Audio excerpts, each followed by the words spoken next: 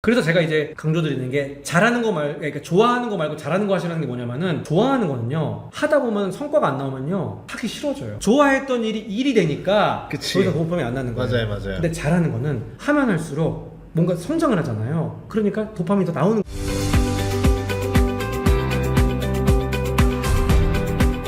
이번 시간에는요, 이 팔로워 시대 몰라이라는 책으로 나름 인플루언서인데 깜짝 놀란 책이 있어가지고 제가 우선 모셨습니다. 백성국 저자님입니다. 반갑습니다. 네, 안녕하세요. 자기소개 좀 부탁드릴게요. 네, 저는 이제 디마코 코리아라는 회사를 운영하고 네. 있고요. 패션 뷰티 분야에서 이제 인플루언서 마케팅, 소셜 마케팅, 컨텐츠 마케팅 이런 걸 하고 있어요. 그래서 제가 저희 회사가 패션 뷰티에서만큼은 이 업계에서 가장 처음에 한 15년 전에, 그러니까 네. 인플루언서라는 단어가 없을 때부터 일을 했고, 지금은 이제 한국에서는 그래도 좀 패션 뷰티 업계에서는 좀 저희가 인지도가 좀 커져서 1년에 한 300개 이상, 이게 주식 채널이죠, 경제 채널이잖아요. 그러다 보니까 이제 좀 저를 모르는 사람들한테 이제 좀 제가 플렉스를 할 때는 한국에서 전개되고 있는 웬만한 유명한 패션 뷰티 브랜드는 저희랑 다 일하고 있다, 이렇게 좀 설명을 드리고 있습니다. 그러면 외국계 그 우리 백화점 1층에 있는 뭐 샤땡, 다, 뭐땡 네. 다 네, 거기 광고도 다 저희가 다 뭐 인플루언서, 그러니까 전체를 그 회사를 네, 만든 건 네, 아니고 네. 뭐 인플루언서가 됐건 뭐 디지털 관련된 거는 저희가 그 말씀하신 백화점 1층에 있는 네. 것들, 면세점에서 볼 수 있는 브랜드 다 저희가 하고 있습니다. 그러면은 이제 뷰티 인플루언서들을 굉장히 많이 만나봤겠네요. 그렇죠. 초반에 그러니까 뭐 MCN이라는 게 잡히지도 않을 때, 크리에이터 시장이 뜰 때 할 수 있는 게 없거든요. 그러니까 저는 직접 만나보면서 이분들 성향도 알아야 돼가지고요. 어떤 때는 같은 식당에서 점심 저녁까지 다 먹은 적도 있어요. 다른 사람들을 만나기 위해서. 그러면 언제부터 일을 시작하신 거예요, 그러면? 회사로 치면은 지금 회사는 한 15년 됐고요. 네. 근데 일로 하면은 한 7년, 18년 정도. 아, 진짜 팔로우 있던 시대, 유튜버 있던 시대가 아니네요. 인스타그램도 없었고요. 싸이월드 시대부터 시작한 거 아니에요? 그렇죠. 싸이월드 때는 아니었는데 네. 거의 뭐 커뮤니티가 좀 있을 정도. 와. 네, 블로그 초창기, 네이버 블로그 초창기. 예, 예. 그때부터 했죠. 그때부터 해서 했다. 아니면 저도 뭐 저희 쪽은 경제 인플루언서 쪽이긴 하지만 네네. 뷰티랑 패션 인플루언서 쪽은 또 저희가 아는 사람이 없어요. 이게 진짜 서로 영역이 완전 다른데 완전 다르죠. 예. 서로 어떻게 알고 있냐면은 네. 야, 저 패션 뷰티 인플루언서 하면 돈 되게 많이 번대. 이게 정말 제가 말씀드리면 경제 유튜버들 조회수 수익은 정말 처참합니다. 정말 돈 보고 하는 사람들은 아니에요. 이게 생각보다 돈이 되진 않아요. 근데 뷰티 쪽 이런 데들은 네. 조회수 단가도 높다 들었고. 그쵸. 예. 그 PL이나 이런 광고도 정말 많이 들어온다. 너무 부러운 거예요. 움직이는 중소기업이라는 거 찍을 때마다 네. 광고니까. 맞습니다. 네네. 그게 사실 저는 또 이제 경제 쪽 그 비용은 잘 모르지만 네. 저는 이제 뷰티 쪽이랑 패션 쪽 컨텐츠 단가를 알잖아요. 물론 이제 메가급이나 잘 되시는 분들이지만 뭐 한 건 한 건 금액은 뭐 이거 금액을 말할지 모르지만 뭐 억대를 바시는 분들도 있고요. 억대가 있어요? 네. 가장 끝 쪽에는. 아니 경제 유튜버는 가장 끝쪽에 가도 억이 아닌데. 그리고 웬만큼 네. 유명하다 싶으면은 5천만 원 이상. 네, 뭐 그런 단일 브랜디드 컨텐츠 기준으로요. 뭐 PPL로 섞는 거 말이에요. 아, 그러니까 예전에 보면 그 유튜버나 이런 거 꿈꾸는 친구들 특징이 네. 뷰티나 뭐 브이로그로 시작해서 네. 뷰티 패션 유튜버를 하고 싶어하는 게 많아 하는데 네, 예. 그게 많죠 실제로. 실제로 그러니까 제가 이제 동업이거든요. 그러니까 동업하는 동업자의 따님도 일단 한 초등학교 저학년인데 꿈이 뷰티 유튜버예요. 맞아요. 애들은요. 정말 많거든요. 네. 그럼 이제 사실 갈 수 있는 경로가 좀 많아요. 뭐 주식과 경제나 이런 다른 채널은 모르겠지만 뷰티 유튜브를 하면요 자기 브랜드 될 수 있잖아요. 그러면은 그게 광고 수주도 할 수 있지만 전문성을 인정하면서 자기 브랜드까지 가면 자기 비즈니스가 되는 거잖아요. 네. 그렇기 때문에 저는 뭐 성장성이나 뭐 그런 어떤 가능성은 좋다고 생각합니다. 대신에 이제 저는 과열이라 들었는데 네. 지금 그러면 직접 뭐 컨택하고 있는 네. 뷰티 유튜버들이 몇 명 정도 되는 건가요? 뷰티 유튜버만 하면은 틱토커 인플루언서 틱토커는 맞죠? 사실은 한국에서는 조금 네. 그러니까 저희는 어쨌건 그 같이 일하는 브랜드 자체가 조금 하이엔드이기도 하다 보니까 틱토커는 아직 한국에서는 조금 전연령대로 안 올라왔거든요. 그러니까 저희는 틱토커든 많이 하진 않고 뭐 인스타그램, 뭐 유튜브 기준으로 해서 한 1만 명 내외가 될 것 같아요. 그러면 광고비를 받을 수 있는 그렇죠. 이 인플루언서만 10,000명이 넘다 패션 이 분야에서만. 그렇죠. 근데 이제 이게 약간 와. 양끝으로 나눠져 있죠. 그러니까 약간 아까 말한 그런 큰 금액을 받는 분들은 좀 소위 말하는 메가 네, 크리에이터들 네, 네. 이제 그런 분들인 거고, 또 약간 많은 영역에는 좀 뭐 마이크로 뭐 팔로워 몇만 명 정도의 원고비 뭐 10만 원, 20만 원, 30만 원. 물론 그것도 한 번 포스팅에 작은 금액은 아니지만 그쵸. 예, 그래도 그런 풀이 좀 많죠. 인플루언서 모임 같은 게 이제 어떻게 하다 보면 조금씩 있잖아요. 예, 맞습니다. 저희도 이제 가는 데가 있는데 네. 볼 때마다 말하는 금액 단위가 다른 것 같아가지고 그렇죠. 내가 지금 유튜브를 잘못하고 있는 거 아닌가? 지금 내가 이러는 거예요. 구독자 수는 제가 그 모임 제일 많아요. 아, 네, 근데 네, 네. 돈은 내가 제일 못 버는 것 같아가지고. 그래서 제가 느꼈던 게 뭐냐면 네. 뭐 여기 질문지도 있었지만 네. 팔로워 수가 많은 게 그렇게 좋은 것 같지는 않다. 네네네. 예를 들어 팔로워 수 많으면 많은 사람들이 알아봐 주는 건 감사합니다. 네. 근데 그게 돈이 되진 않더라. 그럼 절대 안 되죠. 네, 근데 오히려 약간 그 구독자 수가 많지는 않지만 네. 되게 가성비 있게 돈을 많이 버는 그럼요. 인플루언서 많이 봤거든요. 그럼요. 네. 뭐 예시 좀 들어주시죠. 많죠. 그러니까 제가 사실 팔로우 시대의 몰락이라는 책을 쓴 이유도 저희가 기업이나 브랜드의 어떤 브랜드 계정을 운영해주잖아요. 그러면은 팔로우가 7만 명이에요. 근데 게시물 올려도 아무런 반응이 안 나와요. 그러니까 그런 일들이 되게 허다하다는 얘기죠. 맞아요. 근데 역으로 제가 이제 자문하는 회사 중에 전국에 있는 대리점을 갖고 있는 회사예요. 근데 이제 그분 대표님이랑 실장님이랑 이제 자문해드리는데 저희 전국 매장 대리점 매출 순위를 보는데 특이한 상권도 아니고 지방인데 항상 매출 탑을 찍는 데가 있대요. 그래서 거기를 보니까 다른 걸 안 하고 매장 인스타그램 운영을 하더래요. 근데 팔로워 수가 1000명도 안 되는 거예요. 근데 매장은 전국 탑 순위에 있는 거죠. 그런 어떤 뭐 알짜배기라고 하나? 제가 네. 책에도 언급하는 거 중에 네. 와이프가 갑자기 꿀고구마를 사왔어요. 네. 그래서 이거 뭐 근데 아시잖아요. 좀 후킹성 있게 조금 네. 자극적으로 누구나 붙일 수 있는 거에서 네. 에이 뭐 그냥 그런 거겠지 생각하는데 먹었는데 진짜 꿀맛인 거예요. 너무 네. 맛있게 네. 먹었어요. 그래서 이거 어디서 샀어 물어봤더니 인플루언서 샀다는 거예요. 네. 그래서 저는 이제 직업병이 있으니까 누구야라고 봤는데 그분도 1000명, 2000명. 근데 모든 제품이 다 잘 팔리는 거예요. 아, 이해가 안 가. 그러니까 저도 옆에 사려했는데 다른 경제 채널이었는데 예. 고구마를 팔았대요. 내가 아니 무슨 경제 채널 무슨 고구마야 이랬는데 딱 한 번 했는데 2억을 팔았다는 네, 거예요. 가능합니다. 그게 무슨 소리야 이러면서. 네네네. 2억이 아니라 화장품은 뭐 4억, 5억씩 팔리는 케이스도 그러니까 있어요. 이 업계가 이해가 안 되기 시작했어요. 그래서 이게 지금 그 어떤 비결이 있는 건가? 그러니까 네. 팔로워가 당연히 많아야 네. 광고비를 많이 받거나 그렇죠. 물건이 잘 팔린다 생각을 했는데 네. 그런 개념이 아니라는 거잖아요. 그렇죠. 네. 어쨌건 저는 이제 기업이나 브랜드 마케팅을 하는 사람으로서 어쨌건 사실 팔로워나 구독자 100명, 200명한테 줄 수는 없어요, 광고를. 왜냐면 형식적인 규모라는 건 있으니까. 근데 이걸 진짜 세일즈 관점에 봤을 때는 그러니까 팔로워나 구독자의 규모랑 매출은 상관관계 전혀 없다는 거죠. 어떻게 보면 제가 봤을 때 가장 첫 번째 원인은요. 그렇게 잘 파는 분들과 계정이 작았음에도 근데 그 계정의 숫자가 많아도 매출이 안 나오는 거의 차이점을 보면요. 명확한 게 한 가지가 있었던 게 뭐냐면요. 그런 팔로워 수는 작지만 매출이 나온 채널은 구매자가 구독자예요. 애초에 이 물건을 사려는 사람들이 리뷰 보고 마음에 들면 살려고 왔다. 아예 그냥 그 계정의 네. 목적성이 물건을 사기 위한 거예요. 근데 근데 많은 브랜드는 톤앤무드를 보여주고 정체성을 보여주는 그런 뭐 비주얼을 보여주는 거다 보니까 브랜딩 뭐 이런 거. 브랜딩인 거죠. 예. 그러니까 그런 게 그냥 좋아하는 사람들이지 구매자는 아닌 거예요. 가장 큰 차이예요, 그게. 아니 저는 후자예요. 근데 제가 뭘 할 수는 없잖아요. 저는 뭐 제가 예를 들어 꿀고구마 맛있게 먹는다 해서 좋아하진 않을 거 아니에요. 사람들이. 근데요, 이게 저도 사실은 출연자 이전에 저는 이 예. 채널의 애독자거든요. 예. 크리에이터의 마지막 단계가 뭐냐면요. 예. 뭐 잘 팔 수 있는 여러 가지 방법론을 예. 제가 이따 말씀드리겠지만 그 끝 단계는요. 모든 과정 없이 그냥 그 사람만 믿고 사는 거예요. 그러니까 그 앞에 빌드업하는 과정이 필요하거든요. 그쵸, 잘 파는 그쵸. 컨텐츠에도 예, 제가 이따 예, 설명을 예, 드리겠지만 빌드업하는 과정 필요 없는 게 그냥 이 사람에 대한 신뢰도예요. 사실은 이제 최근에 나왔던 박도환 대표님도 아, 그렇죠. 네, 저도 이제 그분이 하는 뭐 약간 워렌 버핏식으로 기업의 예, 내대 예. 가치를 중요시하고 예. 그런 거 보는 순간 저는 주식 투자도 하고 경제 공부도 하지만 유료 강의 들어본 적이 없거든요. 저 그분 유료 강의 신청을 했어요. 왜냐면 그냥 그 사람에 대한 그거를 딱 보니까 이 사람 때문에 뭐 돈을 벌어먹겠다는 게 아니라 저도 이제 보면은 경영은 제프 베조스를 좋아하고 투자는 워렌 버핏식을 좋아해요. 그러다 보니까 같은 방식인데 근데 한국 주식 하잖아요. 그러니까 배울 거 있겠다. 그렇기 때문에 이제 그러니까 사람에 대한 신뢰도가 제가 초반에 유튜버들 많이 만날 때 엄청 로열티가 좋은 채널이에요. 그 당시에 한 30만 정도 구독자의 채널, 뷰티 채널이거든요. 그 유튜버 저한테 말씀하신 게 뭐냐면 대표님 저는요 저희 구독자들 차도 팔 수 있어요.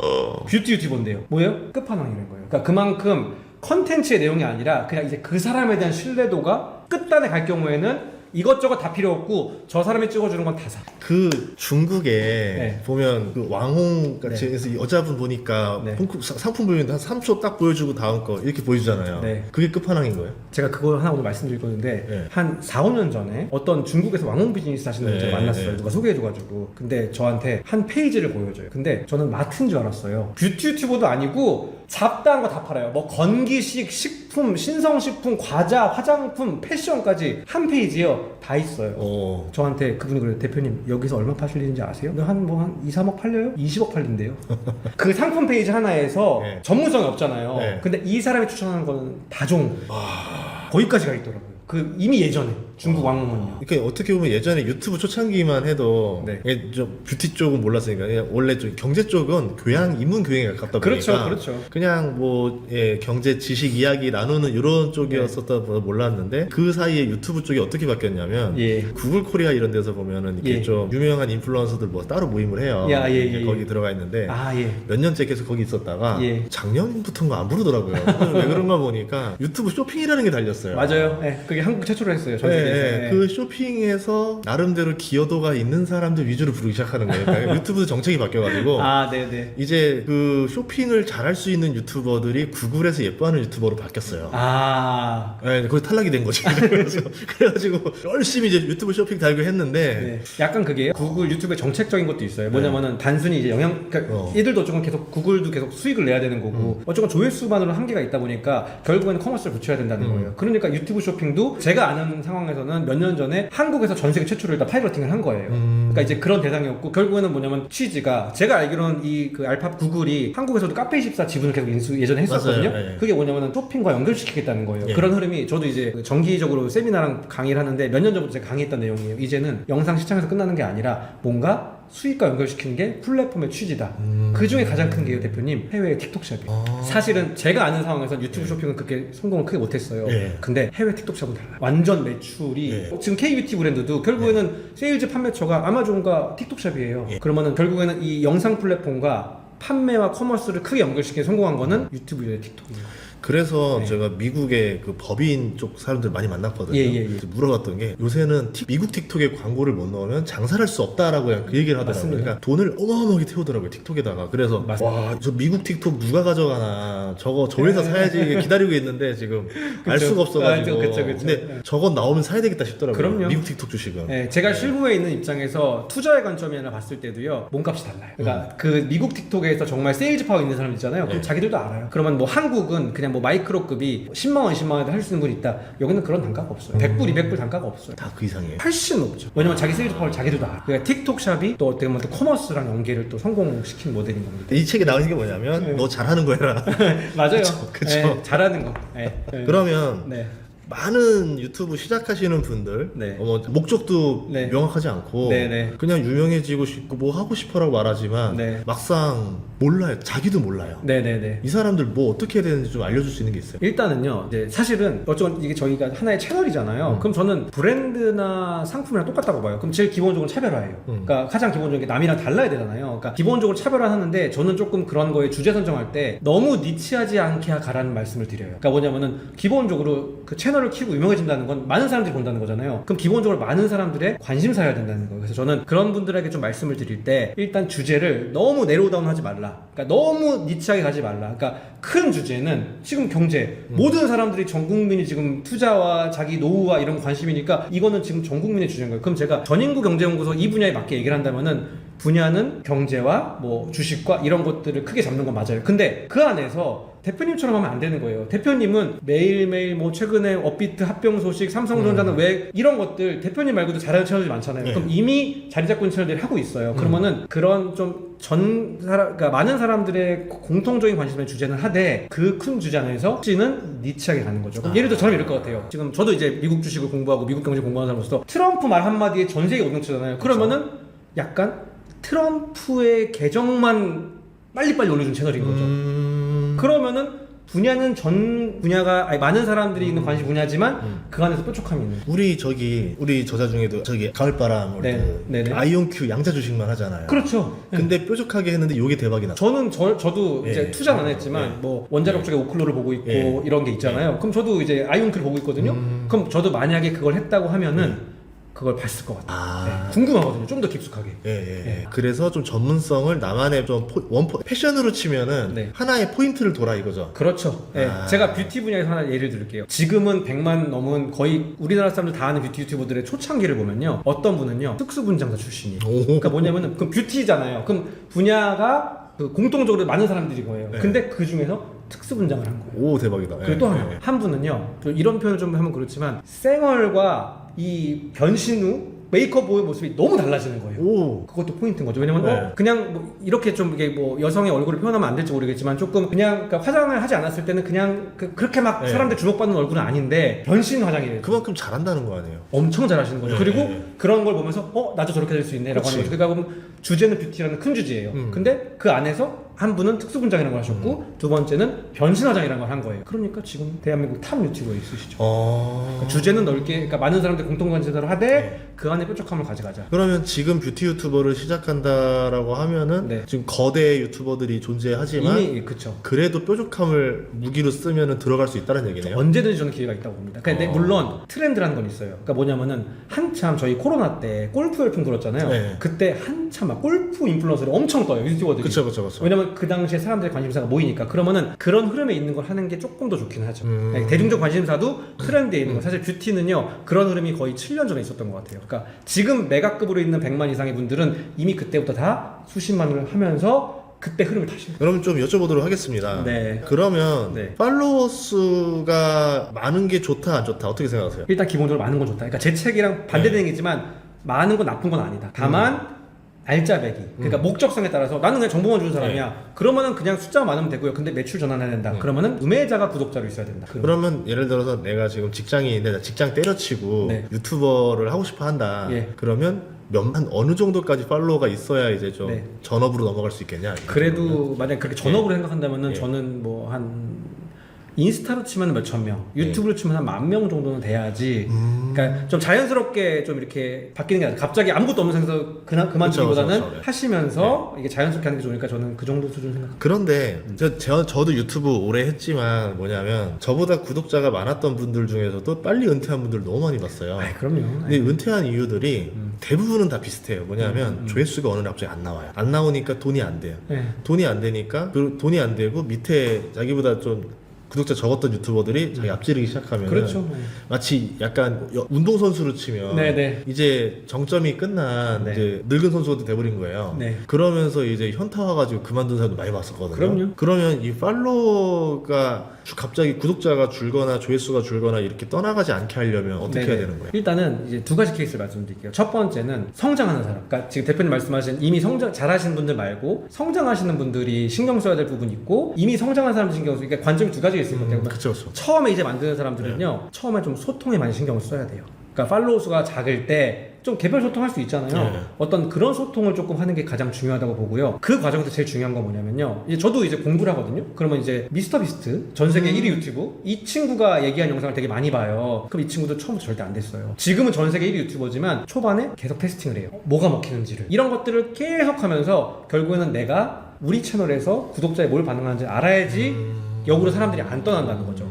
그러면서 이제 성장을 하죠. 근데 이제 성장한 다음에 중요한 게 뭐냐면은 저는 이제 대표님 말씀하신 그분들이 어떻게 운영하는지 모르겠지만 저는 전인구경제연구소의 그 구독자이기도 하잖아요. 정말 잘하는 게 뭐냐면요. 실시간으로 구독자가 원하거나 궁금한 거를 계속 올려줘. 왜냐면 저도 궁금하거든요. 네. 그 최근에 뭐 아까 말씀드린 뭐 삼성전자 뭐 네. 급등이나 네. 아니면은 네이버가 왜 업데이트했지 이거 궁금하거든요. 저도 궁금했어요. 근데 썸네일에 딱 적혀 있어요. 그러면 저는 네. 그냥 눌러요.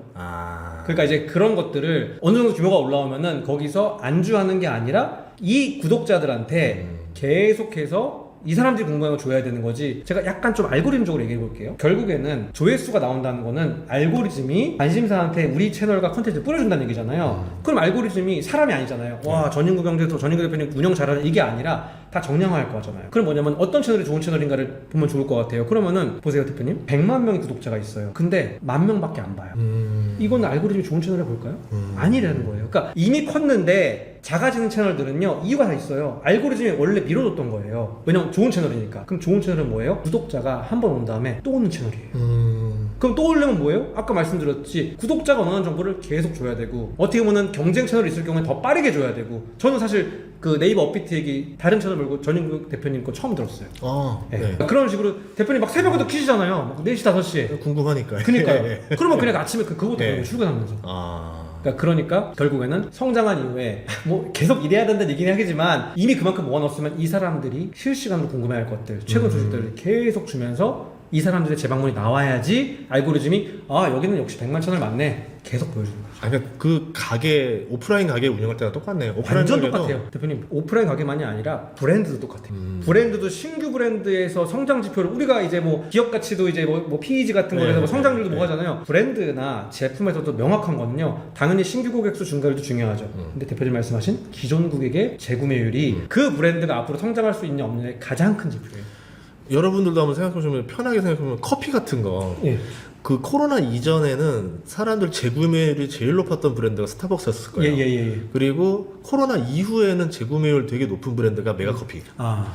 그렇게 되더라고요. 네, 근데 이 성장하잖아요. 그럼요. 예. 예. 재구매율 그게 결국에는 채널에서도 다시 오는 것들. 그러면 이제 시작하는 자그마한 채널들인데도 그 사람들이 구독을 누르고 다시 오게 하려면은 네. 컨텐츠 질 하나하나가 되게 좋아야 되겠네요. 그렇죠. 그러니까 제가 이제 조금 뭐 책에 대한 걸 설명을 드리자면 제가 이제 이 채널에 대한 어떤 변천사를 좀 적은 게 있어요. 그러면은 제가 명명하기로는 싸이월드 페이스북에서는 저희가 친구라고 그랬어요. 예. 근데 인스타그램으로 오면서 팔로우로 바뀌었죠. 아. 그거는 제가 변화라는 단어를 썼어요. 근데 인스타그램 다음이 유튜브잖아요. 여기서 팔로워에서 구독자, 서브스크라이버는 제가 진화라는 단어를 썼어요. 이유는 뭐냐면은 처음에 친구는 그냥 서로 소통하는 거예요. 근데 팔로워는 뭔가 추종하는 개념이에요. 그쵸. 근데 구독을 누른다는 건요 명확한 목적성이 있는 거예요. 뭔가 배울 거리가 있다. 지금은 인스타그램에도 릴스가 있기 때문에 좀 달라지긴 하지만 그 당시만 해도 유튜브가 영상 온리였잖아요. 그쵸. 그러니까 인스타에서 못해줬던 뭔가를 가르쳐주고 내가 배울 수 있는 유튜브가 있다 보니까 이제 구독이라는 개념이 바뀐 거예요. 그러니까 결국에는 뭔가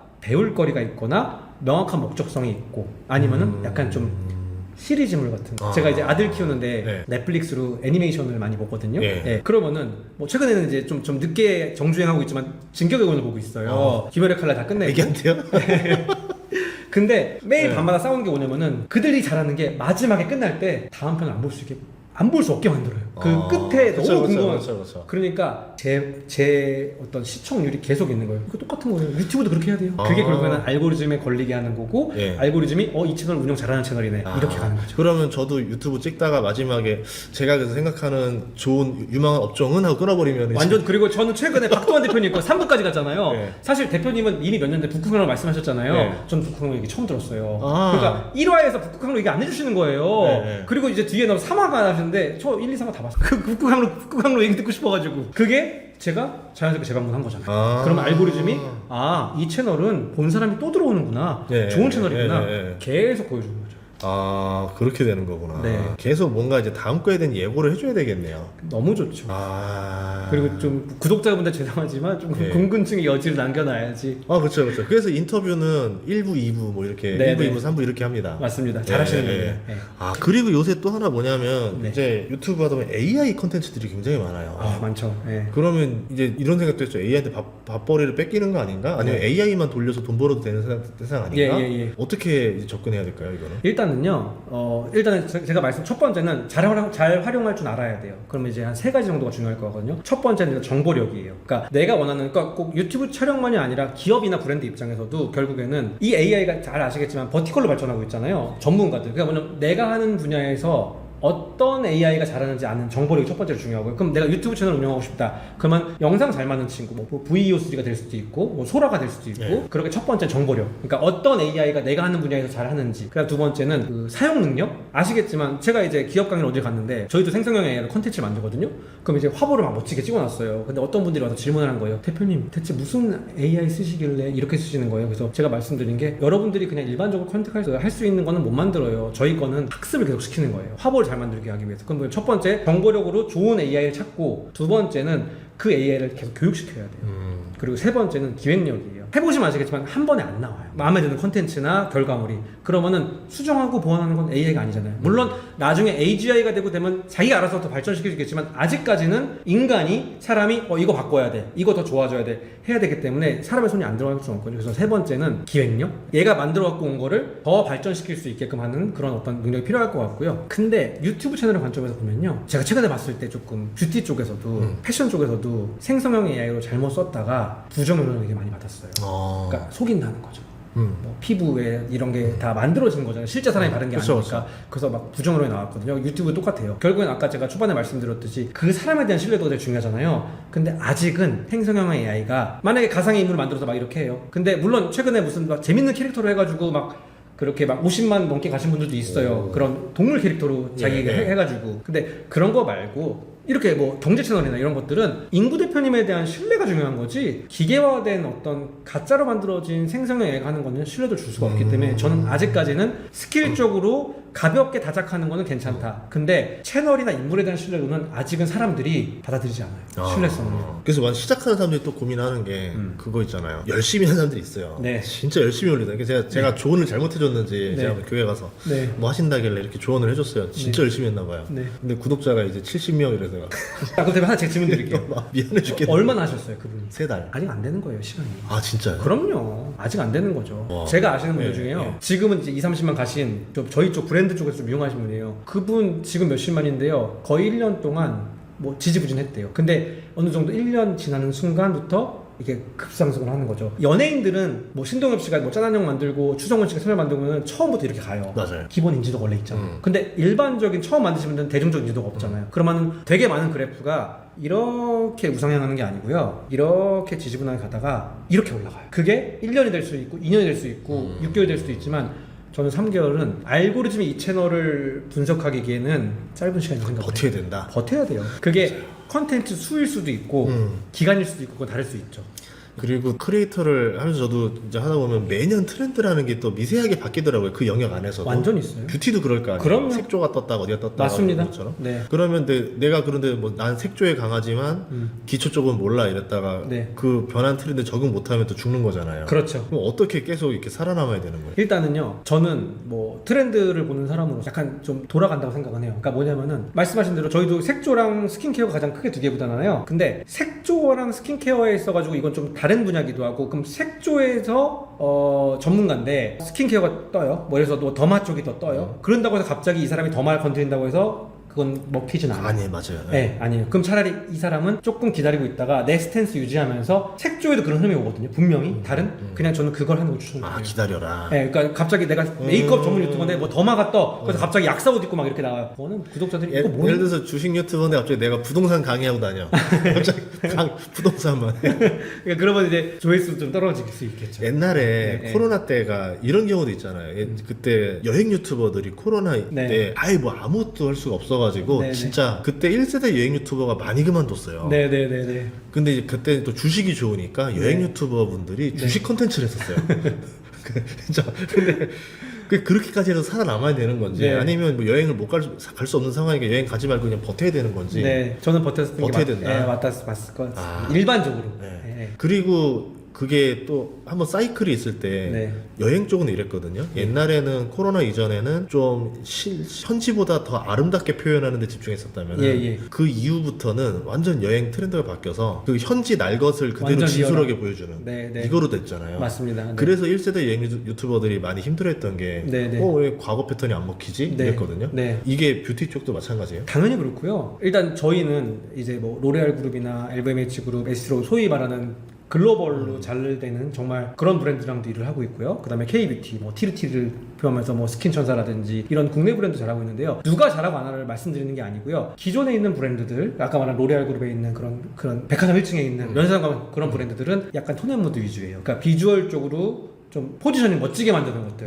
근데 그런 게 먹혔죠. 근데 지금 추천은 뭐예요? K뷰티 브랜드들, 뭐 APR, 뭐 메디큐브나 이런 뭐 티르티르 같은 브랜드들 두 가지를 엄청 잘해요. 그러니까 추세가 바뀌었다는 게 뭐냐면은 소비자들 직접 소통하는 거. 그러니까 티르티르 가장 유명한 게 뭐가 있냐면요. 어떤 흑인이 자기가 올렸어요. 예. 파데를 이렇게 발랐는데 예. 흑인을 위한 게 없잖아요, 컬러가. 그러면서 이거 나한테 이거 무슨 컬러 쓸 거 없어. 그거를 티르티르에서 본 거예요. 그래서 30 몇 개를 만들어줘 버려요. 그 흑인을 위해서. 그러더니 막 그 흑인이 감동을 해서 틱톡커거든요. 또 올려주는 거죠. 광고비도 안 들어요. 네, 그렇게 유명한 사람이 해주는데 그 30개 쉐이드를 만들어가지고 네. 이렇게 그 검은 피부에 발랐을 때 잘 나온 거 보여주는 거예요. 그렇게 K뷰티는요 이런 사람들의 소통 되게 잘하고요. 네. 그다음 두 번째는 알고리즘에서 쇼펌에서 뭐가 터지는지 잘 알아요. 그러니까 제가 브랜드명 언급 아렌시아라는 브랜드가 있는데요. 저희랑 일하진 않지만 저 잘한다고 해서 떡소비라는 걸로 되게 뜬 게 있어요. 그 뭐냐면은 제형이 막 이렇게 늘어나요. 쫄깃쫄깃하게. 그래서 뭔가 꾸덕해 보이고 네. 그게 성분이 좋아 보이는 거죠. 그러면은 제형 플레이들, 그러니까 쇼폼에서 사람들이 반응할 수 있는 것들 있잖아요. 이런 거를 정말 그러니까 다른 거죠. 그러니까 트렌드가 뭐 다시 말씀드리면 뭐 저희 고객사에서 네. 뭐 여기를 잘한다 못한다 이런 게 아니라 글로벌리 하는 브랜드들은 그렇게 톤 앤 무드 잘 만들고 비주얼 멋지게 만들고 조금 더 그런 게 더 위주였다면 지금 트렌드는 쇼폼 트렌드고 빨리빨리 보여줘야 되고 자극적이야 되는 거니까 K뷰티는 아예 제형부터 인플루언서 콘텐츠부터 막 이렇게 늘어나요. 그런 제형들이 그리고 막 짰을 때 쭉 나오는 것들만 그러니까 이게 이 보는 사람들 시청자들을 생각하는 플레이를 많이 하네요. 엄청 많이 하죠. 그게 이제 최근에 어떤 뭐 컨텐츠 뷰티 쪽의 트렌드. 근데 다 적용될 수 있죠. F&B도 적용할 수 네. 있고. 그러면 전문가 봤을 때 제가 만약에 유튜브 쇼핑에 화장품 뷰티를 이제 상품을 팔아야 되겠다, 네, 네. 공부를 해야 된다 네, 그러면은 네, 네. 뭘 팔아야 됩니까 저는? 대표님이 보실 때 가장 그 소비자한테 어필될 수 있고 그러니까 만약에 뭐 피부가 좋으셔서 아니 피부가 안 좋으셔서 역으로 안 좋은 거예요. 커버력이 좋은 걸 할 수도 있는 거죠. 그러면 이제 이렇게 딱 반쪽 해놓고 제가 이쪽은 이렇게 피부가 안 좋은데 주식 유튜버인데 이렇게 바르면 한다. 그러니까 대표님 보실 때 오히려 취약한 거를 이걸 통해서 이렇게 보완이 된다. 이게 되는 거죠. 괜히 오히려 막 멋지고 막 예쁜 거 하시는 것보다는 그건 어쨌건 더 비주얼 좋으신 분들도 있을 수 있으니까 네. 오히려 내가 이게 좀 취약점이야. 근데 이걸로 이렇게 보완을 해줘. 네. 그럼 뭘 하면 되겠습니까? 대표님 보실 때 먼저 취약한 뭐 헤어가 좀 취약한 것 같은데. 그러니까 헤어도 그런 거죠. 그러니까 네. 원래 이런 머리인데 네. 이렇게 만졌더니 이렇게 달라졌습니다. 그럼 저희는 이제 B&A 비포에부터라거든요. 네. 그냥 그거 직관적으로 보여주는 거죠. 전일구 대표님이 네. 여기 가서 이런 왁스 발랐더니 이렇게 스타일링이 달라졌어. 그럼 나도 사고 싶어지는 거죠. 좋은 질문 하나 있다. 여기 네. 100만 팔로워급 인플루언서들은 공통적으로 어떤 전략을 가지고 있습니까? 이건데 네. 저도 100만이지만 제가 무슨 전략 가지고 있는지 모르겠어요.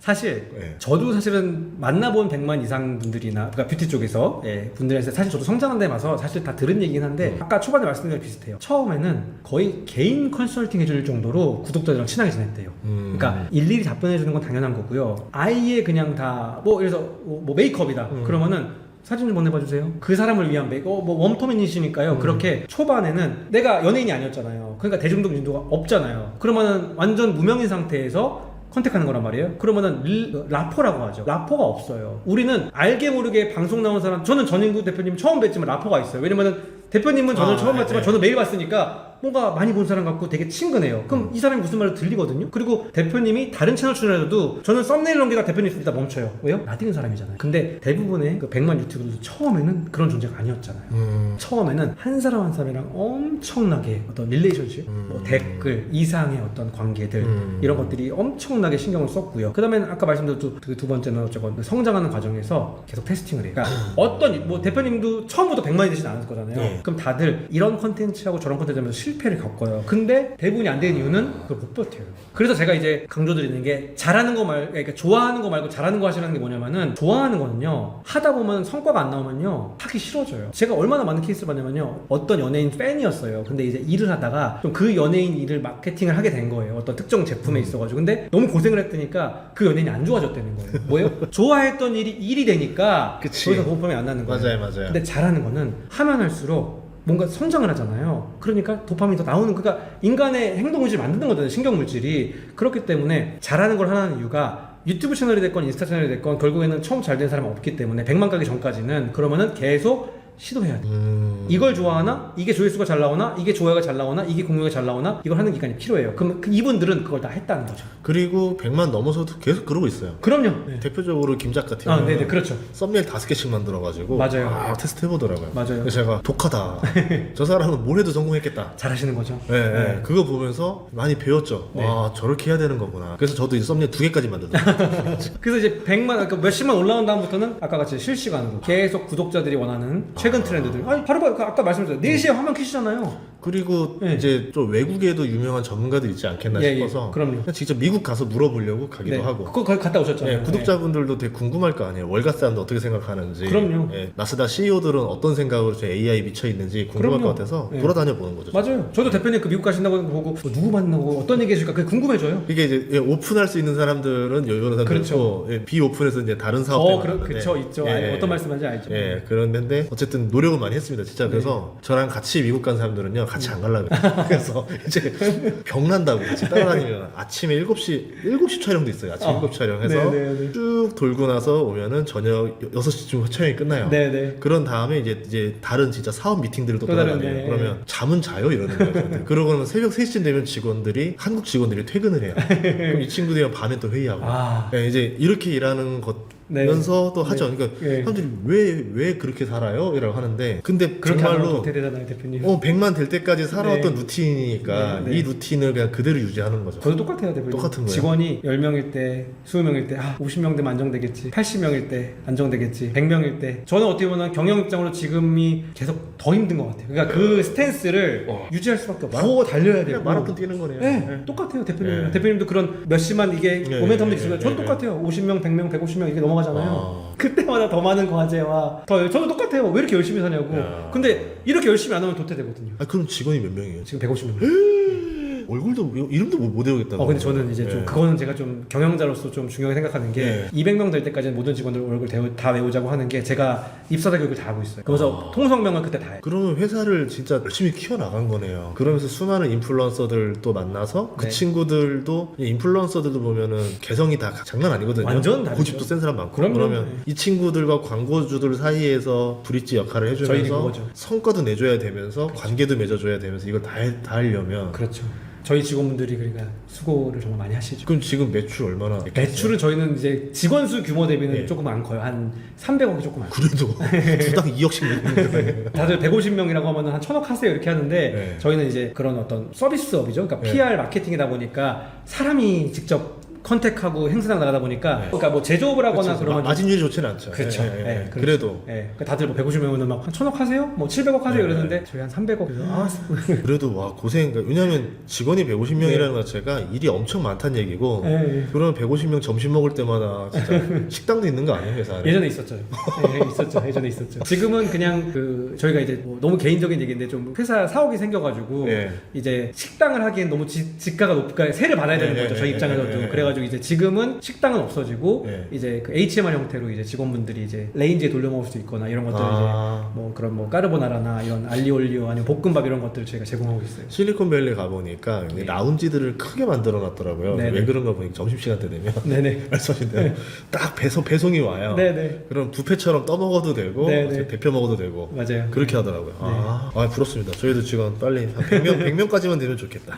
이제 왜냐하면 직원이 늘어날 때마다 네. 유튜버들은 인플루언서들은 되게 공포를 느껴요. 그렇죠. 이게 회사랑 다르게 인플루언서들은 언제 이게 꺾일지 모른다는 그럼요. 생각이 있으니까 네. 내가 직원 하나를 뽑았을 때 이 친구 인생을 책임져야 될 수도 있을 텐데 그럼요. 내가 그만큼 계속 이게 꾸준하게 할 수 있는 컨텐츠를 하고 있는 게 맞는 건가? 네. 그 고민을 매일 들어요. 너무나 맞는 말씀이시고요. 이거는 경제 유튜버만이 아니고요. 뷰티 유튜버들 패션이 다 똑같아요. 똑같이 그렇게 다 똑같은 입장이에요. 왜냐면은 어쨌건 누군가의 광고를 수주받는 입장이니까 내가 선택이 돼야 되는 거잖아요. 그럼 이게 사실 좀 솔직한 말씀을 드리면 저희는 브랜드랑 일하다 보니까 브랜드랑 기업은 이왕이면 새로운 얼굴을 조금 그쵸, 제안을 그쵸. 새로운 사람이 주세요. 네, 오히려 또 저희 역할이 똑같은 사람만 하면 일 못하는 사람이 돼요. 왜냐면 자꾸 새로운 인물을 줘야지 저희 역할이 되는 거죠. 그러다 보니까 크리에이터 입장에서는 내가 이번에 A 브랜드 받았어. 근데 다음에 또 못 받을 확률이 높아. 그러면 이제 걱정이 되는 거죠. 그래서 자기 브랜드를 하는 거예요. 그렇게 될 수밖에 없겠구나. 저희는 뭐 경제 유튜버들은 그걸 좀 다르고 약간 자기가 강의 사이트를 따로 만든다던가 그렇죠, 그렇죠. 예, 따로 출판사를 만든다던가 그렇죠. 이런 형태로 가죠. 그렇죠. 예, 이게 어떻게 보면 뷰티에서 자기 화장품 브랜드 만드는 건 똑같은 거네요. 그렇죠, 그렇죠. 그러면 이제 예를 들어서 인플루언서들이 하면 안 되는 행동들. 하면 안 되는 건데. 예, 아무리 너가 구독자 많아도 이런 행동하면은 곧 나락이야. 이제 네네네. 그 나락징후 같이 보는 네네네. 신호도 있잖아요. 네네네. 뭐가 있을까요? 일단은 과장 광고나 거짓 광고 이게 그냥 신뢰도를 거의 끝내는 것 같아요. 그러니까 사실은 어느 정도 제가 만약에 전인구 대표님의 어떤 이 경제연구소의 팬이면은 어느 정도 라포가 형성이 돼 있고 이런 규모가 돼 있으면 사실은 뭘 해도 저는 그냥 삐딱한 시선을 이런 걸 안 보려고 같아요. 근데 그 규모가 되지 않은 되게 많은 사람들이 아직은 그럼 신뢰도가 정착되지 않은 상태에서 막 이런 사람도 있거든요. 어떤 사람이 되게 진정성 있어서 했어요. 근데 광고를 받기 시작한 거예요. 그러니까 떠날 때도 있어요. 나는 이 사람이 광고 안 맞는 사람이라서 그랬는데 근데 어쨌건 그거는 팔로워 입장인 거고 내 입장에서 어쨌건 채널을 키우려면 받아야 되는 거잖아요. 유튜브 초창기엔 그게 굉장히 강했었어요. 유튜버들 네.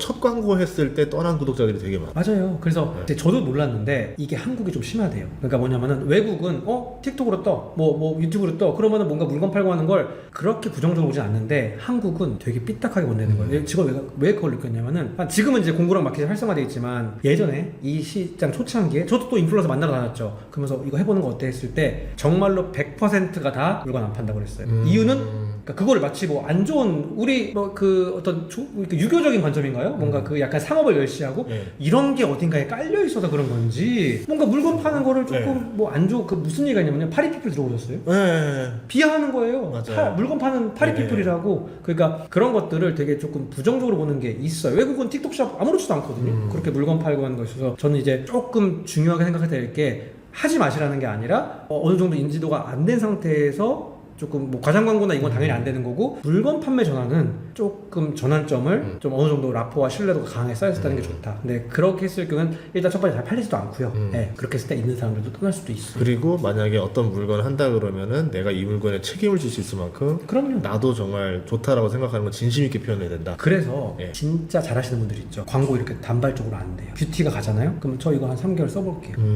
그런 분들은 정말 메가급에 다 있고요. 되게 많이 최소한 한 달 정도는 써보고 광고하겠다고 해요. 그러니까 왜냐면 내 팬들이 날 믿어주는데 내가 이거 한 번 써보면 모르거든요. 네. 그러니까 그렇게 실제로 하는 것도 있고요. 그 다음에 이거는 또 역으로 이런 포인트도 있어요. 그러니까 뭐냐면 또 이런 걸 조금 뭐 활용해서 또 잘 할 수 있는 거는요. 평소에 특정 제품이나 특정 브랜드에 대해 그러니까 원래 자기가 좋아하는 걸 자꾸 보여주는 거예요. 그러면 구독자가 봤을 때 뭐 전현구 대표님이 뭐 특정 브랜드 옷을 막 자주 입고 나오거나 특정 화장 잘 써요. 그걸 갑자기 보여주는 게 평소에 보여주는 거예요. 뭐 유튜브에 보여주면 인스타에서 그러면은 저분이 원래 저분은 좋아하네.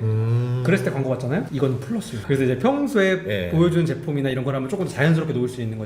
그래서 이걸 약간 좀 악용하는 것 중에 하나는 뭐냐면요. 저도 보고 좀 무서웠는데 공부랑 막 해서 엄청 잘하는 사람이에요. 근데 제가 어떻게 미팅을 하게 됐어요. 근데 식사할 때 약간 칼로리 커팅제 있잖아요. 네. 이걸 이렇게 딱 놔요. 그러면서 이렇게 찍어요. 그게 뭐냐면은 평소에 쓰는 걸 일부러 보여주기도 하고요. 네. 또 이런 케이스도 있어요. 제 후배가 초콜릿을 팔아요. 근데 이제 그런 마켓하는 인플루언서들 물건 팔고 싶은 거예요. 그러니까 직접 안 팔아요. 언제 하는지 아세요? 대표님 저 이거 다음 발렌타인데이 때 할게 하면서 노출은 그 전에 크리스마스 때 해요. 그래서 저 이거 그러니까 이분은 이미 기획이 돼 있어요. 나 다음에 이거 팔 거야. 근데 자기 팔로워들한테는 저 이거 선물 받았어요. 정말 초콜릿 좋네요. 하면서 미리 보여줘요. 그러면서 이제 그 발렌타인 시즌 때 전에 그 크리스마스 때 선물 받았던 거 기억하시죠 여러분들?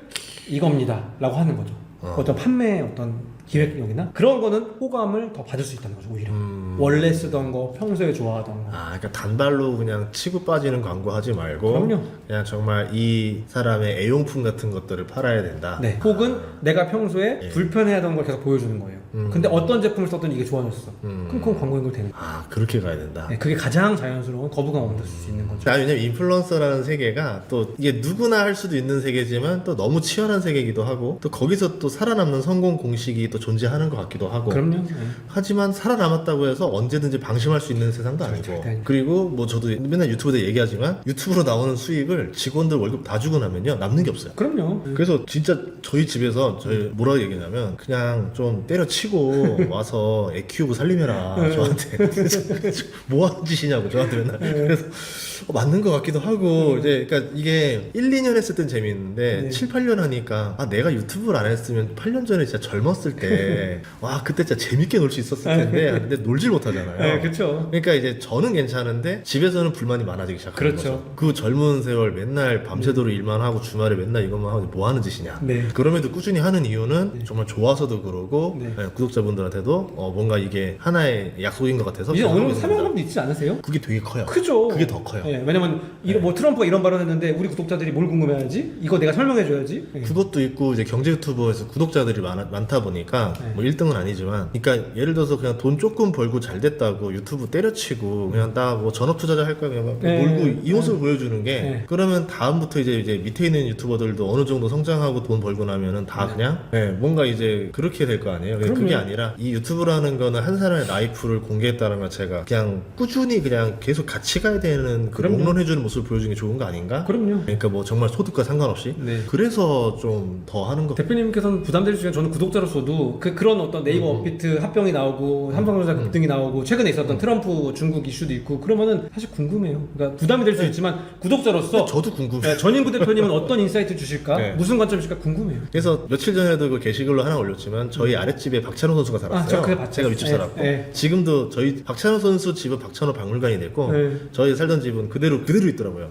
봤는데 그 선수가 대단했던 게 정말 그 연봉을 막 어마어마하게 받다가 마지막으로 하나이글스에 들어가서 네. 2,400만 원 최저연봉 받았어요. 네네네. 어이가 없는 거야. 아니 왜 분명 하나에서 2,400만 원 준다고 하진 않았을 건데 그리고 그 돈마저도 다 기부를 합니다. 그래서 마지막 1년이 어떤 의미인가 생각해 봤을 때 그렇게 해야 메이저리그 간 다른 후배들도 마지막에는 1, 2년이라도 한국에서 뛰고 후배들한테 기술 전수 해주고 나가라 이거잖아요. 그러니까 네. 본인이 가는 길이 또 후배들의 길을 만들어주는 사람이 되니까 네. 그런 의미가 아니었나 싶더라고요. 뭐 저는 뭐 갑자기 박찬호 선수 차량으로 됐지만 저는 어떤 채널에서 차인표 씨가 말씀하시는 거 들었는데 크리스마스 때 박찬호 씨 연락이 왔대요. 그러면서 어디 계시냐고 형님. 그래서 나 집에 있다고 했더니 자기 가겠다고 해서 그렇게 유명한 애고 유명한 선수고 그랬는데 크리스마스 때 자기 찾아서 물어봤더니 자기가 너무 그런 데서 연락이 많이 올 거잖아요. 정말 유명한 그런 데서 그런 어울리기 싫고 그런 어떤 자기 관리죠. 그것 때문에 왔다고 해서 와, 이 사람은 멘탈이 장난 아니죠. 대단하신 것 같아요. 살아남은 사람들인데 그래서 저도 이제 인플루언서들 보면 다 하나하나 그분들의 또 속 얘기를 들어보면은 거의 다 돌을 닦은 사람들이 많아요. 그럼요. 막 뭐 제가 들은 바로는 10만까지는